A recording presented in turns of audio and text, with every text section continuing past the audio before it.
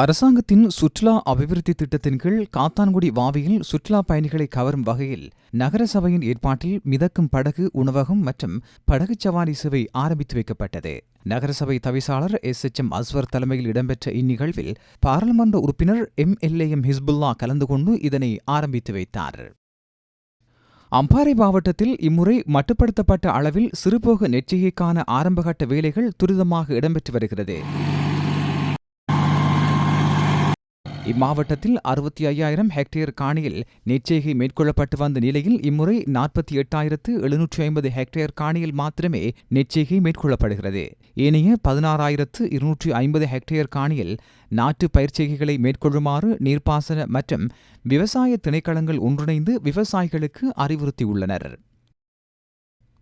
தலவாக்கல ராணிவத்த வீதியில் போக்குவரத்தில் ஈடுபடும் தனியார் மற்றும் இலங்கை போக்குவரத்து சபைக்கு சொந்தமான பஸ்களை உரிய தூரம் வரை சேவையில் ஈடுபடுத்த கோரி பொதுமக்கள் இன்று ஆர்ப்பாட்டம் ஒன்றை முன்னெடுத்தனர்.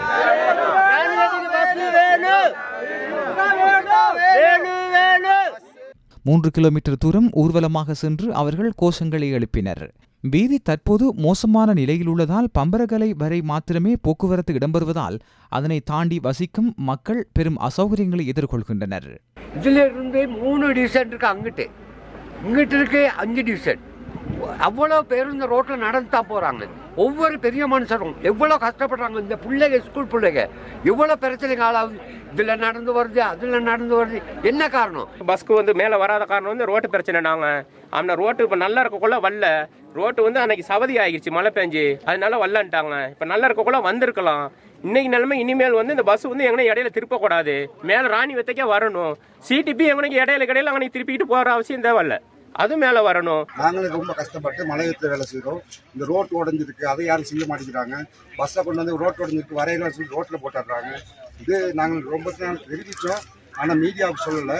இந்த நேரம் சொல்கிறதுக்கு ஒரு வாய்ப்பும் கிடைச்சி நாங்கள் ஜனாதிபதிக்கு தெரிவிக்கிறோம். தயவு செய்து ரோட்டை செஞ்சு கொடுத்து பஸ்க்குள்ள ரூட் போய் ராணிவத்துக்கு வர சொல்லுமாறு மிக தாழ்வு. கொஸ்லந்த பூனாகலை வீதியை 601 மில்லியன் ரூபாய் செலவில் காப்பீட்டு அபிவிருத்தி செய்யும் வேலை திட்டம் பாராளுமன்ற உறுப்பினர் ரவீந்திர பண்டார தலைமையில் இடம்பெற்றது. பாராளுமன்ற உறுப்பினர் கிட்னின் செல்வராஜ், ஹல்தமுல்ல பிரதேச சபை தலைவர் உள்ளிட்ட பலர் இதில் கலந்து கொண்டனர். 12 கிலோமீட்டர் தூரம் கொண்ட இவ்வீதி ஆசிய அபிவிருத்தி வங்கியின் கடன் திட்டத்தின் கீழ் நிர்மாணிக்கப்படுகிறது.